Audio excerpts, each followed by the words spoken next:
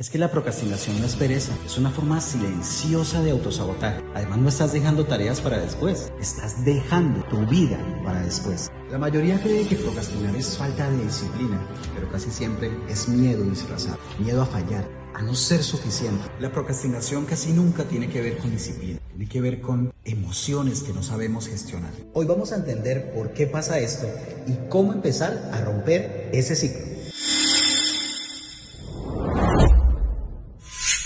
Entonces, bueno, gracias a todos los que se están conectando. Recuerden que este es un espacio donde ustedes también pueden participar, donde ustedes pueden hacer sus preguntas. Si quieren aparecer en la cámara, pueden también hacerlo. La idea es que esto se convierta en una conversación interactiva. Para las personas que están llegando y que no nos conocen, mi nombre es Fernando Rivero. Estoy acompañado de Yair Rivero, que es psicólogo, y de Carol Rivero, que también es psicóloga. Y nosotros hemos creado ese espacio de lo que nos pasa precisamente para acompañarlos, para crear un espacio seguro donde ustedes puedan obviamente también aprender, pero también que ustedes puedan compartirnos sus experiencias. Entonces, empecemos por hablar, ¿por qué será que nosotros normalizamos tanto el hecho de postergar? ¿Por qué nos encanta dejar todo para después? ¿Por qué nos da pereza y no podemos, esa frase que dice no es para mañana lo que puedes hacer hoy, pero realmente no pasa? ¿Por qué será que pasa eso, Carol? Bueno, ¿sabes qué es lo que pasa, Fer? Acabas de decir una palabra súper clave y es la pereza.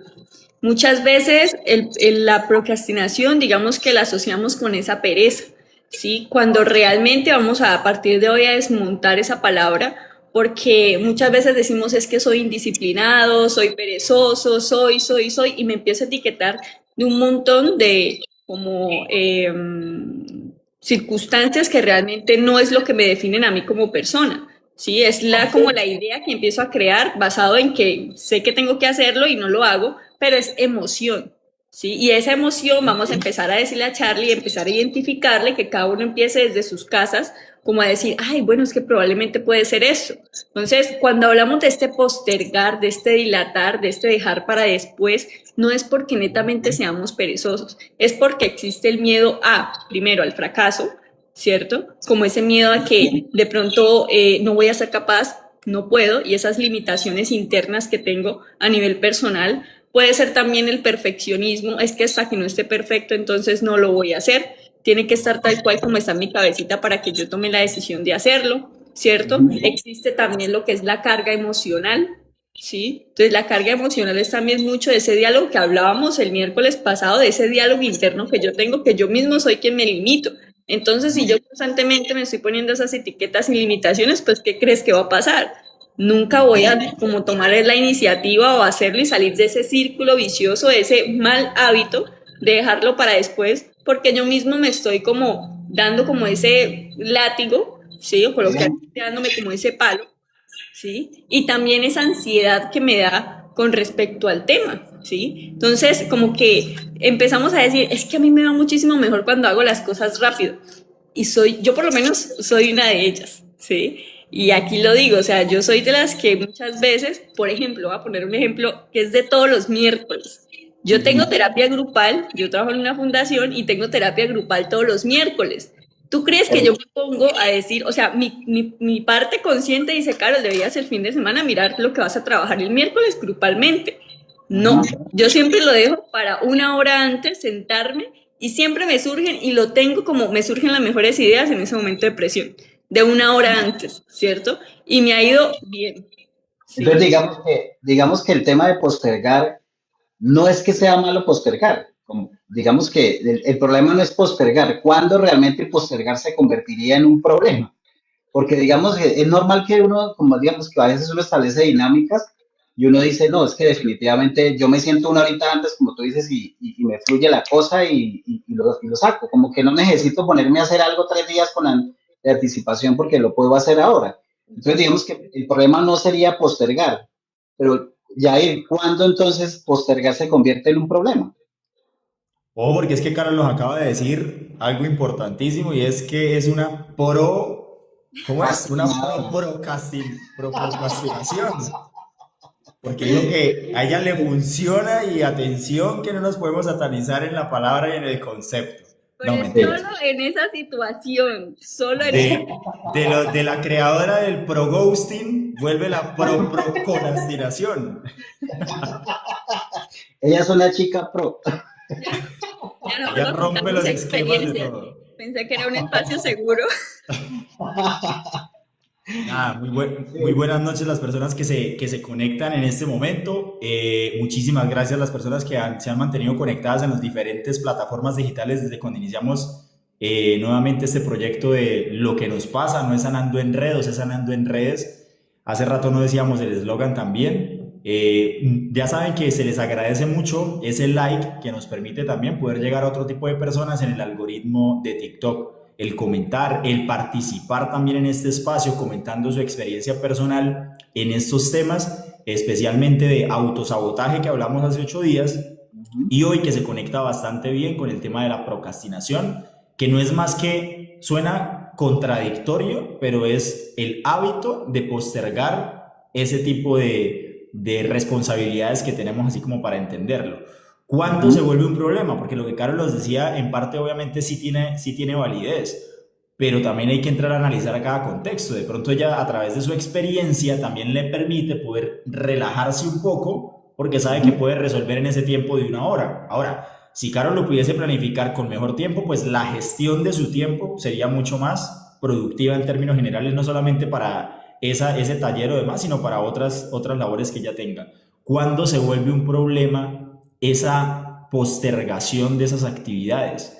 Cuando se Ujú. me vuelve también un exceso de ansiedad y sobrepensamiento frente a lo que va a ocurrir en esa actividad. Entonces hay Sí. un miedo excesivo al futuro, hay un sobrepensamiento o perfeccionismo porque de pronto las cosas tienen que salir de la mejor manera, pero me Ujú. frustro porque no se dieron como yo quería. Por eso de una u otra forma utilizo ese mecanismo o hábito de dejar para después esa tarea o esa labor porque no quiero llegar a ese punto, a ese momento de confrontar esa realidad porque sé que me va a frustrar ya que las cosas no van a salir de esa mejor manera. Dos, que es otra opción totalmente válida lo que acaba de decir, la gestión del tiempo. Se nos dificulta a veces gestionar el tiempo de nosotros o planificar nuestras tareas. No vamos con un orden jerárquico a cuáles son las de mayor importancia, las de mediana importancia o las de corto, Ujú. mediano y largo plazo y se terminan como enredando ese tipo de funciones y labores y el tiempo no nos va a hacer eficientes o eficaces en esa gestión.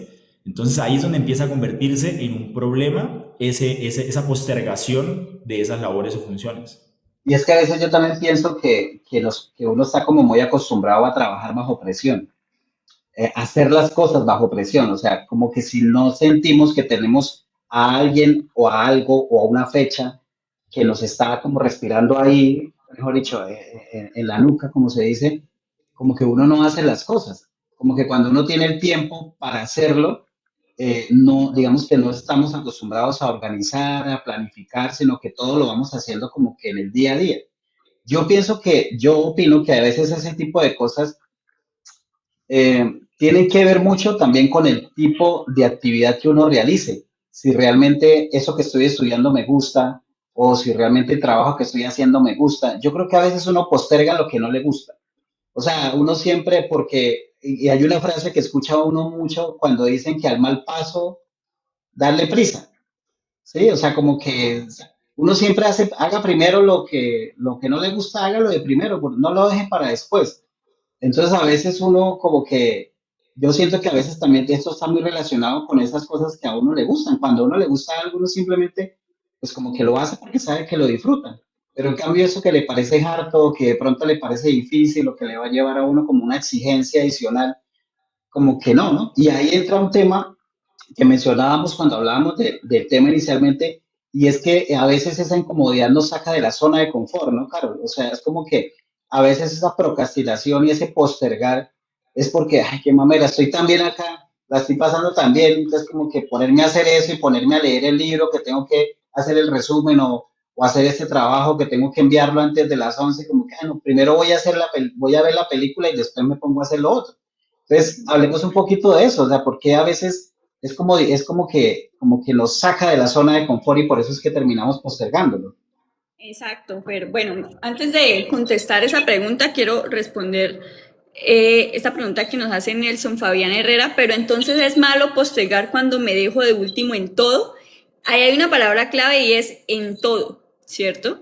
Cuando tendemos a dejar de último todas las actividades que tenemos pendientes, háblese laboralmente, háblese académicamente, responsabilidades que tenga en casa, o sea, si ya veo que es un patrón que yo estoy siguiendo siempre en todas las áreas de mi vida, entonces ahí sí tenemos que hacer como un clic y decir, bueno, esto no es normal, porque esto en todas mis áreas es como que es mi forma de afrontamiento, tengo que evaluar el por qué, ya no se vuelve un mal hábito, ya no es simplemente, ejemplo, lo que yo hablo ahorita, no solamente en un área de mi vida, en un día en específico, en una hora en específica, sino ya es en un contexto general.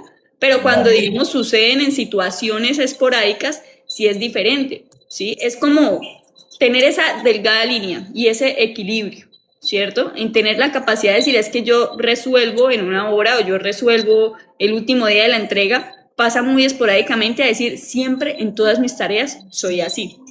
¿Cierto? Entonces, por ejemplo, lo que me decías ahora, Fer, con tu pregunta de la zona de confort, bueno, ahí hay que ver y evaluar a nivel emocional qué hay. Voy a poner un ejemplo que es muy, yo creo que a todos nos ha pasado, y es el tema, no sé, de contestar mensajes.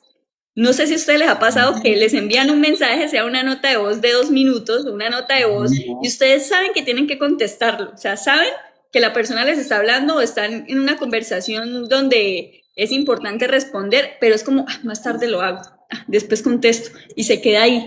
Pasa un día, pasan 2 días o pasan horas y sabemos que ese mensaje tenemos que escucharlo y que responderlo. O a veces lo escuchamos, pero no lo respondemos y queda ahí.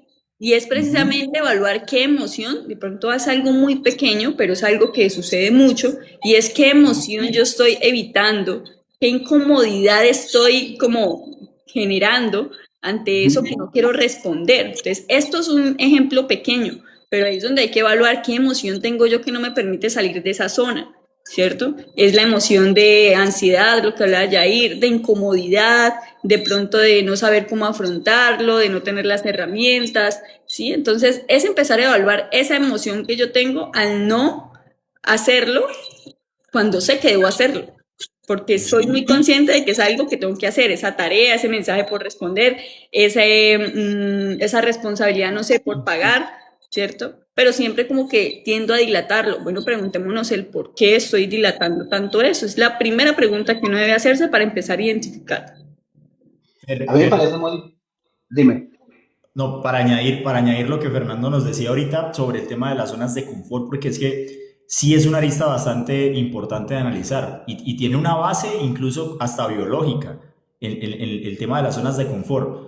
Nosotros como especie tenemos ciertas funciones también de tipo adaptativos, ¿sí? Entonces como que el salir de la zona de confort, salirnos ahí como de ese feudo, también es una alerta para el cerebro como de peligro, porque es que es mejor estar yo en esa zonita tranquila donde no tengo que esforzarme, porque el cerebro automáticamente puede identificar que estoy en peligro. Entonces, esa procrastinación o postergación termina siendo la mejor herramienta para que yo no tenga que salir a otras zonas desconocidas y tener que hacer otro tipo de labores más allá de lo que no me va a exigir. Entonces, sí tiene mucho que ver ese tema, el miedo a salirnos de la zona de confort, que es muy de los seres humanos. Y no porque yo tenga una patología y no porque yo tenga una enfermedad o porque esté loco, no necesariamente. Eso es algo muy del ser humano, en donde nos toca generar esa confrontación y decir, tengo que salir y explorar, tengo que enfrentarme, tengo que empezar a tolerar también, ¿por qué no? Donde puedo llegar a frustrarme o a fracasar frente a ese tipo de funciones, llevándolo en un plano pues mucho más elevado frente a esas tareas que tengamos, o en las tareas pequeñas, como Carol nos decía, en el de responder un mensaje de WhatsApp, o entregar el trabajo de la universidad, o el trabajo normal de mi labor. Pero las zonas de confort sí cumplen una función adaptativa y por eso es como muy marcado en nosotros los seres humanos esa parte. Yo tengo una pregunta con respecto a eso, y es que ¿ustedes creen que ese tema de postergar, de estar uno dejando las cosas para después, en algunos casos también podría ser una conducta aprendida? Me explico. Porque en alguna oportunidad trabajé en una empresa donde digamos que yo me daba cuenta que había gente que entraba a trabajar y entraba como, o sea, que era nueva ingresando a la empresa y llegaban con nuevos, o sea, como que llegan con nuevos bríos, hacen todo de una vez, Eh, es decir, las tareas que se les encomendaban las hacían en los tiempos y no les dejaba nada acumular. Y con el tiempo se daban cuenta que de pronto una o dos personas con las que trabajaban como que eran más relajados, como que, o sea, manejaban el tiempo a su manera, hoy no lo voy a hacer, lo voy a hacer por la tarde o mañana lo hago. Y después yo me daba cuenta que esa persona empezaba como a copiar esa misma conducta. No sé si sea algo que se pueda dar dentro de postergar, que pueda ser una conducta. Es decir, si yo en la casa veo que mi mamá, mis hermanos, todos son morrongos y todo lo dejan para después, no sé qué tanto me puede afectar a mí de que yo diga, no, pues que en la casa todos éramos así. No sé si eso también pueda darse. ¿Ustedes qué opinan? Es que bueno, el ser humano, digamos que aprende mucho de su entorno, ¿no? Social, familiar.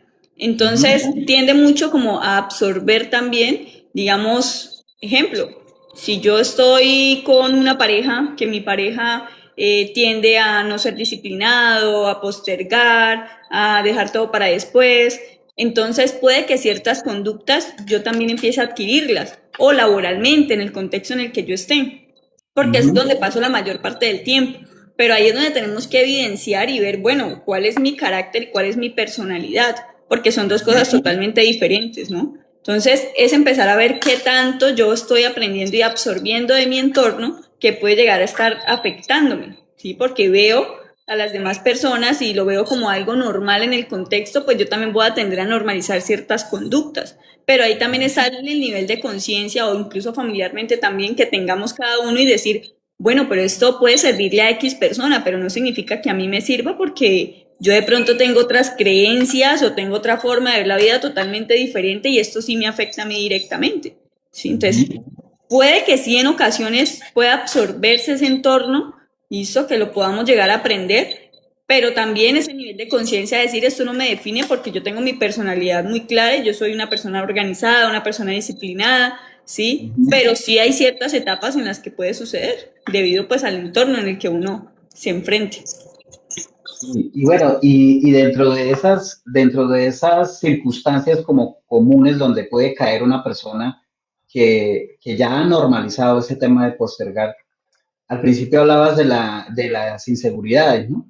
Eh, a veces ya no es un tema de que qué mamera salirme aquí de esta zona de confort donde estoy bien, en lo que estoy, me tengo que incomodar, me toca pararme, prender el computador, sino ya es un tema de que a veces postergamos las cosas porque nos da miedo hacerlas, porque a lo mejor no me siento seguro, no me siento como capacitado, no me siento lo suficientemente bueno y entonces caigo como en ese vacío o en ese hueco de decir, no, yo como que mejor, como que lo dejo para después, creyendo que más adelante voy a tener la fuerza o voy a tener la seguridad o voy a tener el impulso para hacerlo. Esta cuestión de postergar por inseguridad, ¿está arraigada con el tema de la autoestima o es una cosa que no tiene que ver una cosa con la otra? Yo diría que sí tiene relación directamente. De hecho, acá se conecta mucho con el tema de hace 8 días, que era el autosabotaje. El Y autosabotaje. en la autoestima, o por lo menos desde los 4 puntos que yo trabajo la autoestima, que son autoconcepto, autoimagen, autovaloración y autoeficacia. Ahí en el punto 2 está muy marcado esa parte, el autoconcepto. ¿Cuál es el concepto o la descripción propia que yo tengo de mí mismo? Entonces ahí vienen esos pensamientos invalidantes, ¿sí? De autosabotaje frente a lo que yo puedo lograr. Es que no voy a ser capaz. Entonces, inicialmente tengo la idea de lo que voy a hacer, llámese proyecto de emprendimiento, llámese la tarea concreta a la que voy a realizar, y empiezan esos pensamientos rumiantes también que hablábamos la semana pasada. De pronto yo no tengo la capacidad, voy a fallar, siempre me pasa lo mismo, nunca consigo lo que yo me propongo, no me va a alcanzar el tiempo, la gente se va a reír de mí, la gente de pronto me va a ver de cierta manera. Entonces empiezan esos pensamientos invalidantes y son los que terminan generando esa postergación de la actividad, porque también va ligado con esa parte de la dificultad que yo tengo para manejar esa frustración frente a esos pensamientos de autosabotaje. Entonces, sí tiene que ver mucho con esa parte de autoconcepto, que es una de las líneas o una de las ramas de la autoestima, porque ahí están muy claros y muy marcados. Autosabotearme. Todo ese lista negra de aspectos que yo definitivamente los tengo muy arraigados y muy marcados y terminan desestabilizándome. Y es que este tema del autosabotaje, digamos, por temas relacionados con la autoestima, yo creo que todos en algún momento hemos sido víctimas o victimarios, no sé, porque pues uno mismo es el que se hace como el harakiri, ¿no? O sea, uno mismo es el que se autolesiona y el que tiene esa autopercepción errónea de lo que supuestamente están pensando los demás. Y recuerdo mucho una amiga que tenía muchas ganas de iniciar clases de natación, pero lo postergaba y lo postergaba a pesar de que decía que le gustaba, que le encantaba, que quería ir, pero el solo hecho de tener que pensar en ponerse un traje de baño y que obviamente pues tenía que exponerse en la piscina porque no podía nadar con licra larga, ¿no? Y lo postergó muchísimo, era un tema de inseguridad con su cuerpo. Entonces, ¿cuántos de nosotros no hemos pasado por esa situación, ¿no? O sea, que evitamos ese tipo de cosas que nos gustan y es como esa contradicción, ¿no? Quisiera hacer esto y me encantaría hacer esto, pero no, es que o por ejemplo, cuando a veces uno empieza en el gimnasio, lo que comentaba Carol el otro día, que cuando uno va al gimnasio y uno dice, no, pero es que venga, más bien empiezo con ejercicios sencillitos porque qué tal que yo me coja esta pesa y yo quiero intentar con un peso más grande, pero no me atrevo, mejor alzo el que puedo alzar y con eso pues evito hacer el oso de que vaya a coger una pesa muy grande y no lo vaya a poder hacer. Entonces, ese tema de la inseguridad es bastante importante e interesante de ver porque creo que ahí se radica, yo diría que un 50% de la razón por la que uno vive postergando las cosas. O sea, es esa inseguridad constante de no hacerlo. De hecho, dentro de la procrastinación, y lo hablábamos también la vez pasada, hay una cierta tolerancia a la frustración. O sea, a veces es como que prefiero mejor no hacerlo o más bien despuesito porque, no, yo no quiero embarrarla o yo no quiero que la cosa quede mal. O sea, como que no tenemos una buena tolerancia a decir, bueno, lo intenté pero no lo pude hacer, entonces prefiero mejor no intentarlo. Exacto. Ajá.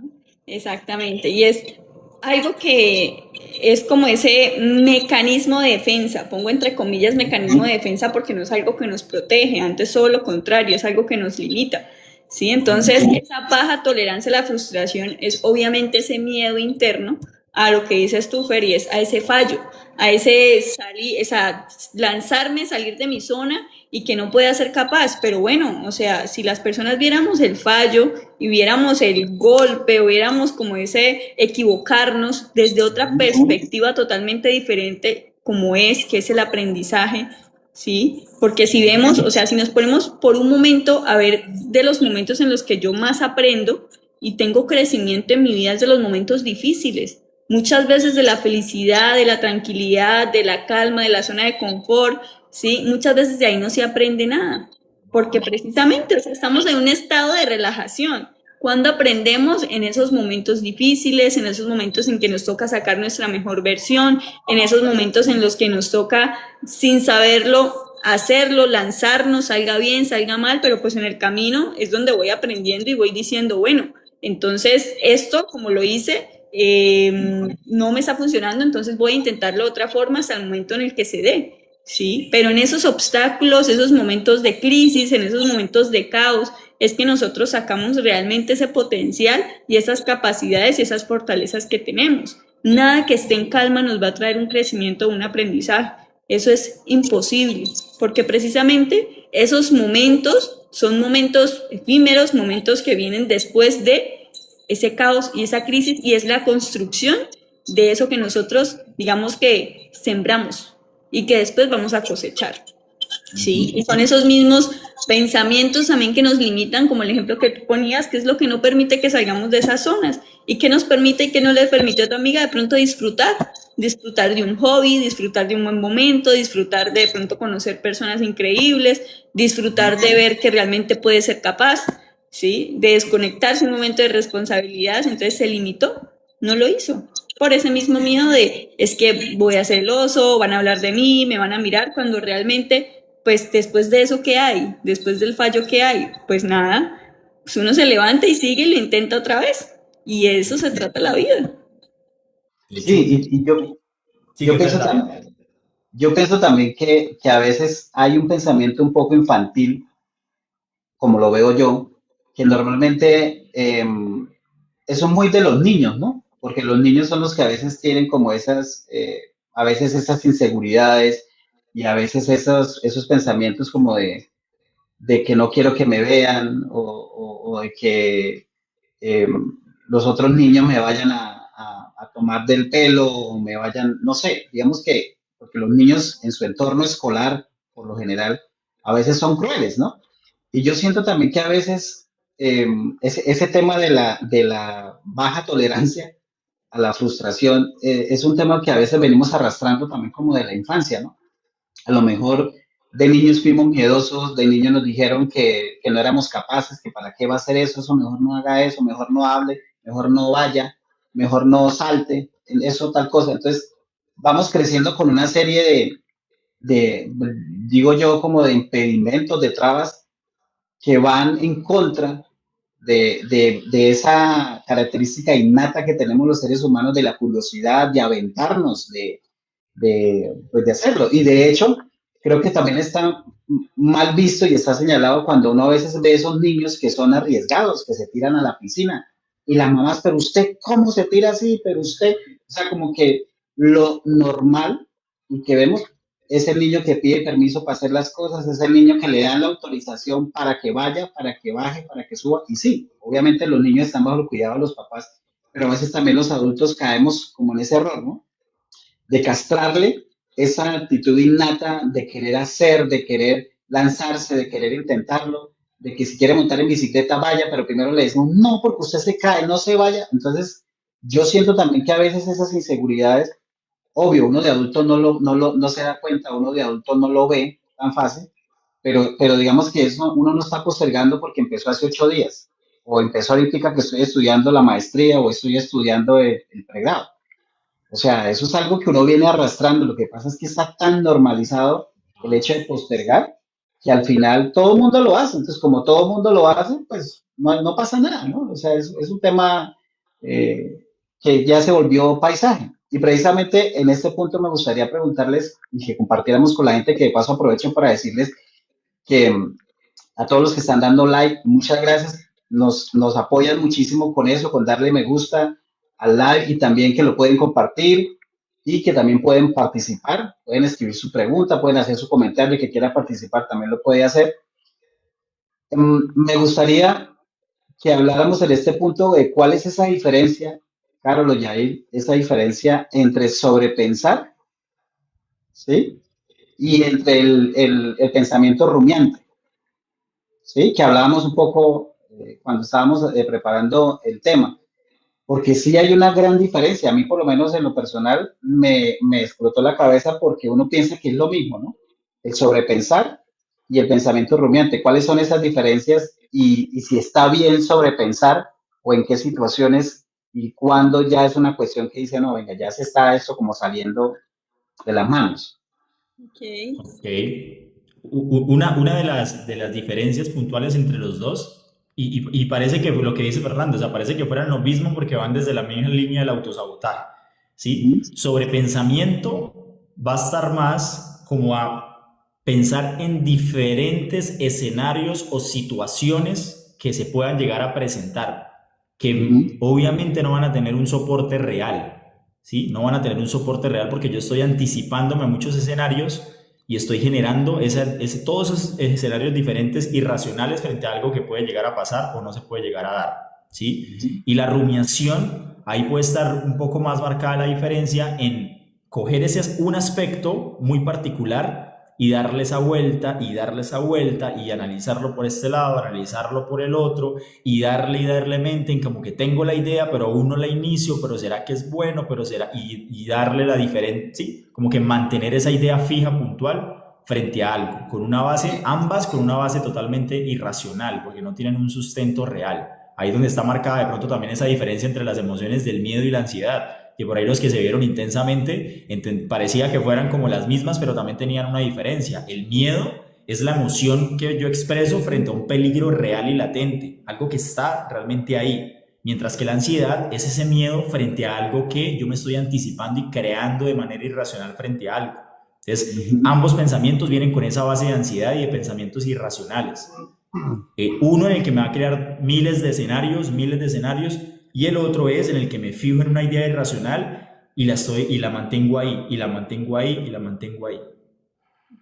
Claro, yo quería preguntarle el tema de la procrastinación o el hecho de postergar cuando ya se convierte en algo, vamos a decirlo, no lo voy a decir patológico para que no suene como enfermedad, pero sí cuando ya está tan normalizado e interiorizado que una persona ya lo tiene como parte de su vida. ¿Qué tanta relación podría tener ese hecho de vivir postergando todo con un estado de depresión o con un estado de ansiedad? ¿Puede ser un indicador de eso? Bueno, dependiendo del criterio diagnóstico es como el hecho de ver los tiempos, ¿sí? Cuánto tiempo, en cuánta escala, ¿cierto? Qué tan intenso es, qué tan constante es y si es en todas las áreas de la vida, ¿cierto? Para nosotros poder, digamos que hablar de una depresión mayor o una ansiedad, pues digamos que se tienen que cumplir ciertos criterios con respecto al tiempo, ¿sí? Y lo que te decía, con respecto a la intensidad también.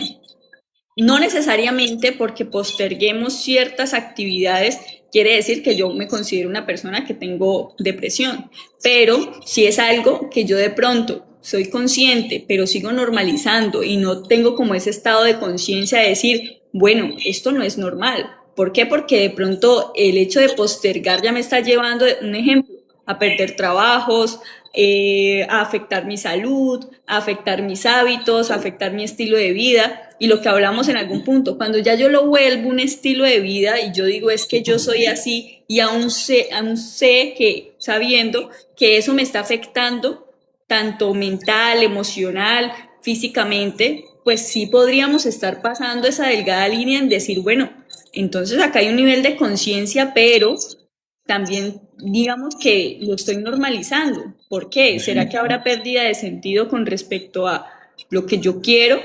¿Sí? Con lo que soy consciente de que debería hacer, pero igual como que digo esto ya es lo que me tocó y no tener ese cambio o esa transformación y no preocuparme porque esto me está afectando, ¿sí? Es cuestión simplemente de empezar a identificar si esto ya lo estoy volviendo un estilo de vida en el que soy consciente de que me está afectando y aún así no hago nada por cambiarlo, sí podríamos estar pensando de que de pronto hay a nivel cognitivo un pensamiento, una emoción en la que está esa pérdida de sentido, ¿sí? Mira, por ejemplo, Majo nos pregunta cómo lidiar con un pensamiento rumiante cuando se siente muy intenso, así haga otras actividades. O sea, porque a veces dice, hay gente que tiende mucho a decir, eso no piense en eso, ocúpese, vaya, haga esto, como si hacer la actividad lo fuera a disociar a uno de la mente, ¿no? Entonces a veces es complicado estar uno haciendo Claro. miles de cosas, pero igual el pensamiento rumiante está. Entonces, ¿qué le podríamos responder? Es que el pensamiento rumiante no es como normalmente los pensamientos que de pronto podemos tener en el transcurso del día, que uno puede manejar. No, no, no. Cuando hablamos de pensamiento rumiante es porque hay una idea fija y racional que está ahí muy arraigada, ¿sí? Como yo siempre hago la explicación como esa semillita inicial que empezó, un pensamiento inicial a través de una semillita que empezó haciendo raíz ahí intensamente y se arraigó demasiado. Entonces, ya que al punto que yo ya la tomo como algo establecido y real para mí. Entonces, lo primero, y nosotros lo hablamos desde el área de psicoterapia en psicología, es la reestructuración de esos pensamientos o reestructuración cognitiva. Suena técnico. ¿Qué es básicamente? Aprender a identificar muy bien el pensamiento. ¿Cuál es? Eso requiere un ejercicio también de análisis, introspección, identificar muy bien. Ahí yo ya empiezo a aceptar de que es un pensamiento que no tiene validez, pero aún así no es como decir, bueno, piensa en otra cosa. No, pues si fuera tan fácil, pues cualquiera podría hacer los cambios de pensamientos y trascendería ese tipo de cosas, ¿sí? Entonces, primero identificar ese pensamiento limitante, ese pensamiento de rumiación que yo tengo. Luego aprender a identificar cuáles son las emociones asociadas a ese pensamiento, porque un pensamiento de rumiación a Fernando le puede generar ansiedad, a Caro le puede generar irritabilidad, frustración, a Jair le puede generar otra emoción asociada de pronto a tristeza, nostalgia, demás. Esos son los elementos que tengo que empezar a identificar. Luego, ¿qué sintomatología me genera a mí ese pensamiento? Cuando yo tengo un pensamiento rumiante, yo empiezo a generar de pronto palpitación, sudoración excesiva, empiezo a tener toda una respuesta fisiológica. Y ahí empiezo a revisar y a confrontar el pensamiento. ¿Qué tan real es? ¿Por qué lo tomo como cierto? ¿Cuál sería la visión positiva o distinta de ese pensamiento o una mejor versión? Una versión más amable que yo pueda tener frente a esa idea fija que yo tengo y empezar a cambiarlo y a reestructurarlo. Eso no es una sesión, eso no solamente es en un momento que yo lo haga, sino empezar a cambiar de una vez todo un discurso y una narrativa que yo ya tengo fija Pero y entonces acá digamos establecida en que, mi mente. Eso es una estrategia digamos que básica que teniendo se en cuenta utiliza todas estas desde cosas que psicoterapia en usted nos psicología. cuenta, definitivamente todos tenemos la capacidad de darnos cuenta, por lo menos de ser conscientes de esos pensamientos que llamamos rumiantes.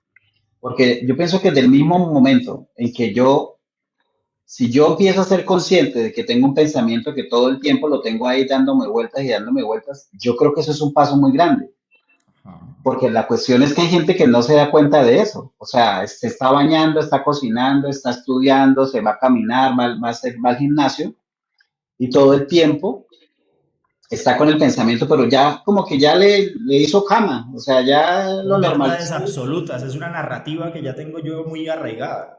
Exactamente. Entonces, yo pienso que cuando yo logro disociarme un poquito de ese pensamiento y decir, venga, yo porque todo el tiempo estoy pensando en esto, que me va a pasar esto, que tengo miedo de esto, y si yo me doy cuenta de que tengo ese pensamiento, ese es un paso supremamente importante.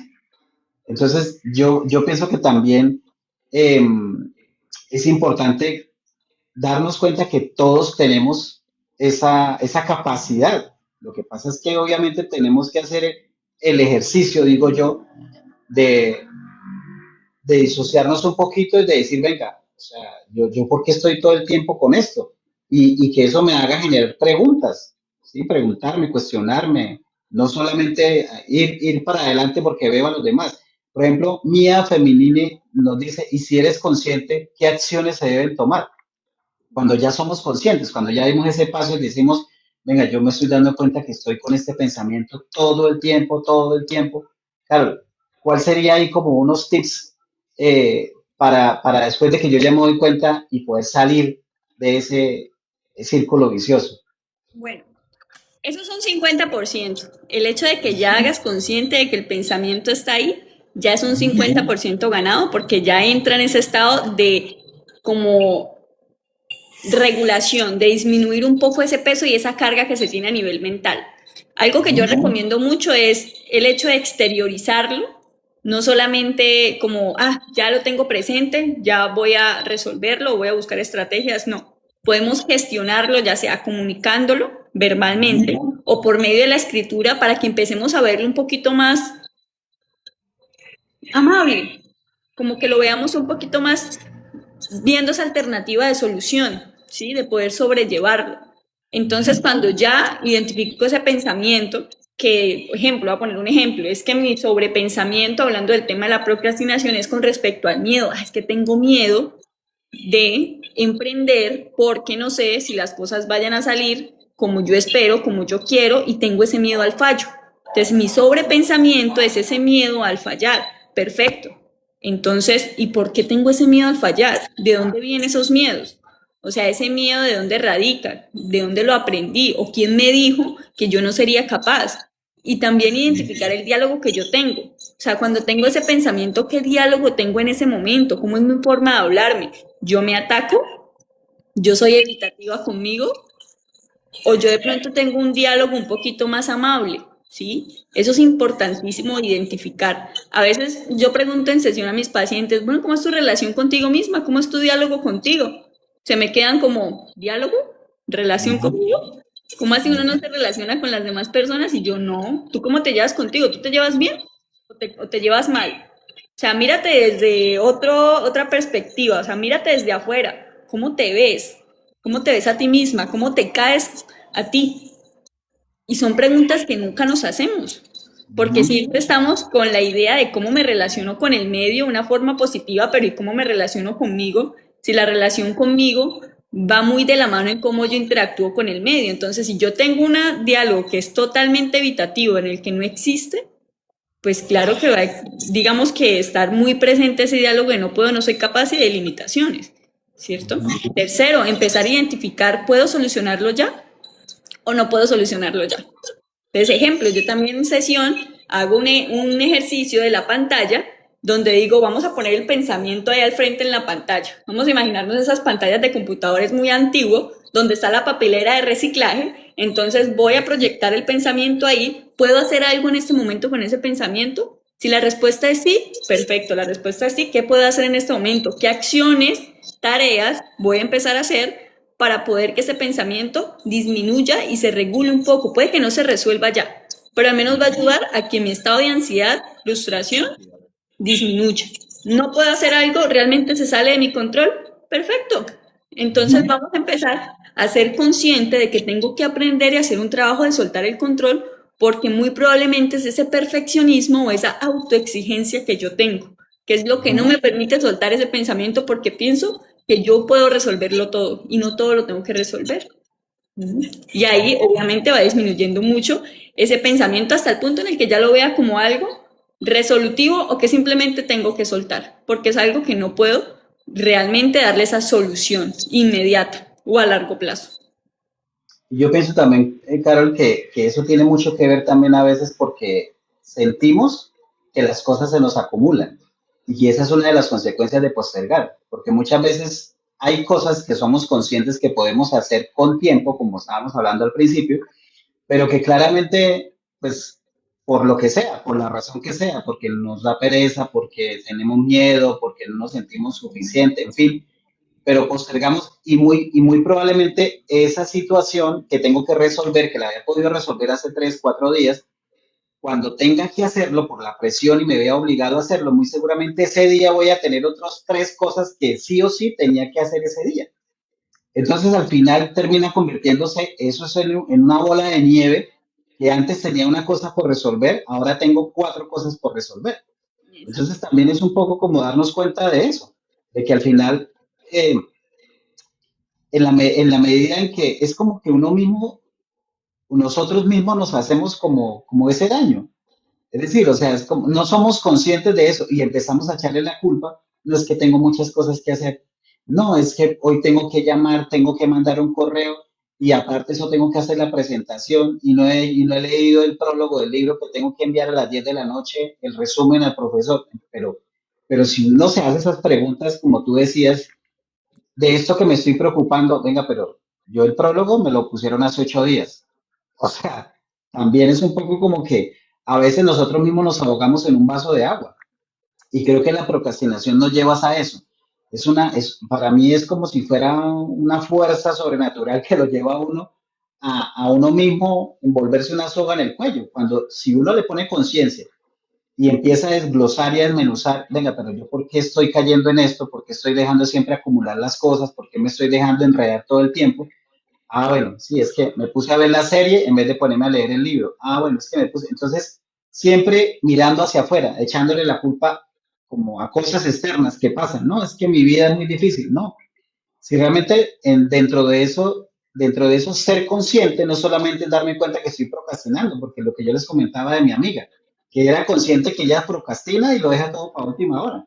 Pero pues, a ver, no nos podemos quedar solamente con decir, no, sí, me siento orgulloso de ser un procrastinador. Es que yo sí todo lo dejo para última hora. No, o sea, es como que decir, venga, de verdad se siente orgulloso o orgullosa de dejar todo para última hora, cuando realmente podemos hacerlo diferente. Y me voy a evitar más adelante un dolor de cabeza, estresarme, preocuparme. Pero si lo miramos con conciencia, hablando de ser consciente, nosotros mismos somos los que nos estamos generando eso. Ahora, si yo siento que hay algo en mí a nivel emocional que me está llevando a esa situación, pues ahí es donde uno puede buscar terapia, ahí es donde uno puede ayudarse de otras maneras, porque claramente sí hay circunstancias que difícilmente uno solo, si yo me estoy creando el problema, difícilmente yo mismo voy a buscar la solución. Tendría que hablarlo con alguien y buscar, digamos, como esa ayuda idónea. Y ahí, digamos, dentro de su experiencia profesional, cuando usted habla, porque usted habla con muchas personas todos los días y se enfrenta, digamos, como a escuchar ese tipo de circunstancias, eh, ¿cuál sería como esa herramienta que usted siempre recomienda en estos casos a las personas que le comentan que están como en ese círculo vicioso, ¿no? Como en ese remolino de la procrastinación? Una puntual, y es para seguir la línea de lo que decías ahorita sobre el tema de la gestión del tiempo, es precisamente eso, herramientas concretas donde yo pueda identificar y priorizar esos Ujú. objetivos o tareas que yo tengo. O sea, algo tan sencillo como yo por lo menos hacer un cronograma de lunes a domingo o un cronograma del mes y establecerme. Si yo inicio este fin de semana, voy a iniciar con la planificación de la semana que va a tener. Entonces, el lunes tengo que terminar cierta tarea que es la que requiere más a corto plazo. El miércoles más ciertas funciones o tareas muy puntuales y escribirlas, establecerlas, porque es la forma en la que yo la voy a visualizar, como decía Carol ahorita, exteriorizar. Porque es que la gestión del tiempo sí es una de las aristas que se descuidan y se presenta esa postergación de las actividades. Y viene lo que tú decías ahorita, si alinean los 4 tareas preciso a fin de la semana, y voy a sentir una carga excesiva. Entonces ahí viene la ansiedad, viene el sobrepensamiento, viene la frustración porque puede que entregue todo, pero qué calidad también lo voy a entregar o de qué manera voy a entregar ese tipo de cosas. Y acá nos vamos a sentir identificados todos porque el Yair de la universidad, el Yair del trabajo, el Yair de cuando tiene alguna responsabilidad o tarea también lo ha utilizado, lo ha hecho. Pero en algún Es momento que uno como que se tomó el stop y empezó a decir, venga, venga, venga, también sí lo estoy haciendo una hora antes o media hora antes, pero la calidad de eso que yo estoy haciendo también puede mejorar mucho, porque yo tengo cierta profesión, porque va a hablar también muy bien de mí lo que yo estoy entregando o ejecutando, etcétera. Entonces, primero, gestionar ese tiempo a través de la priorización de las tareas para que no se me alineen, como decía Fernando, las 4 o 5 tareas que tenía ahí como represadas. Y después va a ser obviamente muchísimo más difícil. Otra parte aquí tiene que ver cuando hablábamos en algún momento del área de la autoestima, del autoconcepto, aprender también a trabajar esa parte, y esto más de pronto desde el área psicoterapéutica, lo que es la autovaloración o autoeficacia. Yo tengo que Ok. aprender también a identificar mis cualidades particulares. Al yo generar ese proceso de autoconocimiento, yo ya sé cómo voy también a organizar esas tareas o esos proyectos que yo tenga. Porque, Ujú. a ver, en algún momento hablamos en el live sobre esa pereza o desmotivación, porque no necesariamente las tareas que yo tenga es porque yo las quisiera o las disfruto. Cuando hablamos de desmotivación, es porque no hay un factor importante que es eso, la parte motivacional, eso no me conecta, eso no me mueve tanto, entonces como que voy a postergar esa tarea y esa función. Entonces hay que Ujú. empezar a identificar o yo generar ese proceso de autoconocimiento en que yo diga, yo tengo ciertas habilidades, ciertas cualidades, estas son mis características particulares, también aprender a identificar mis debilidades, porque si yo tengo una tarea en la que de pronto yo no soy tan bueno en cierta parte de esa tarea con ciertos puntos, pues también me va a frustrar porque no tengo la habilidad total frente a eso. Entonces, cuando yo genero ese proceso de autoconocimiento, voy a gestionar o a fortalecer esa parte de autovaloración y autoeficacia. Sé que lo puedo conseguir a partir de mis características positivas. Eso es un ejercicio también de exteriorización, de escribir, de aprender a conocerme, aprender a identificar esa parte interna que yo tengo. Ujú. Pero requiere lo que Bueno, decía Carol, ese primer 50%, aprender a identificar, que es tan importante, parece la más sencilla, pero pues es la parte base de todo.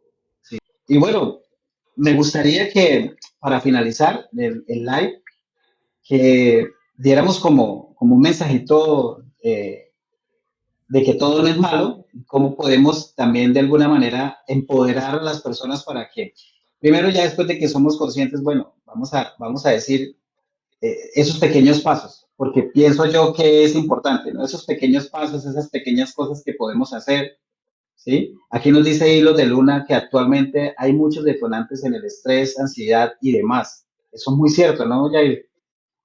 Entre eso la procrastinación, entre eso la procrastinación Ujú. cuando no la logramos gestionar. Así para el cierre, yo siempre manifiesto eso como en las terapias con los pacientes y en las acciones colectivas, de que uno como ser humano quisiera que la vida fuera plana, como que no nos frustráramos, que el clima fuera perfecto, que nadie nos hiciera falta, que no sintiéramos hambre, que todo fuera en las mejores condiciones, pero realmente la vida es fluctuante y en parte eso también es lo importante y necesario de la vida, porque esos picos bajos en la fluctuación que yo voy a tener, que me van a generar frustración, irritabilidad, todo ese tipo de emociones, son los que me permiten a mí generar un aprendizaje significativo y una experiencia o encontrarle el propósito y el sentido a muchas de esas cosas que nos pasan. Entonces también la invitación, el mensaje es a que nos permitamos aprender a abrazar y a entender muy bien cada una de esas emociones y situaciones que nos pasan por los diferentes proyectos que tenemos en la vida o las situaciones que nos pasan en la vida. Como todo ser humano, las situaciones y frustraciones y esos picos bajos son propios de nosotros, son inherentes. Aprendamos también a abrazar y a entender eso. Entonces, no mantengamos ese sobreexceso de inseguridad para que no nos pase nada, porque yo necesito estar acá en mi feudo, en mi pedacito seguro. No, tengo que salirme también. Mire qué bonito el recorrido que Carol ahorita hacía y me puso de hecho a reflexionar de cómo empezó muy personal, de cómo empezó Guía en tu Salud Mental, de cómo empezó Psicourban. Piensen cada uno de los que están en este live conectados cómo empezó ese negocio que tienen, cómo inició ese primer día de universidad, cómo inició ese primer día en el que ustedes dijeron, las personas que nos observan, en voy a establecer un límite con esa persona o esa expareja. Y fíjense hoy en día el empoderamiento y la experiencia que tengo cuando decidí hacer un cambio frente a ese tipo de cosas. Que claro, en ese momento poner ese primer límite parecía algo un desafío muy grande porque nunca lo había hecho y era salirme también de esa zona de confort, pero fíjense lo beneficioso que trajo eso después de. Y así con cada uno de nuestros proyectos o experiencias personales de vida y lo que nos hemos convertido. Yair no es el mismo de hace 5 años. Fernando no es el mismo de hace 10 años, y así en cada uno de sus procesos personales, tanto proyectos macro como situaciones personales de nuestra vida. Entonces, permitámonos y no vayamos a esa falsa sensación de que queremos que la vida sea plana y que ojalá no nos frustremos.